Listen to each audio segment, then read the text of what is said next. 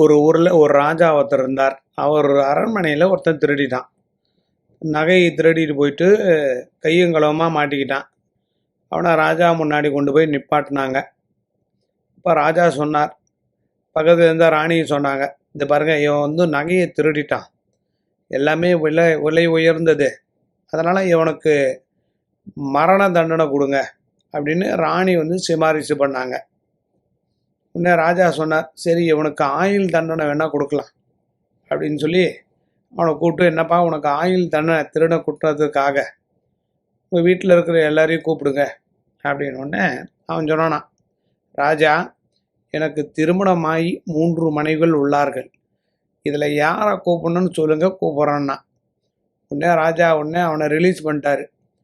ராணிக்கு ரொம்ப கோபம், ஏங்க அவனை போய் ரிலீஸ் பண்ணீங்கன்னு.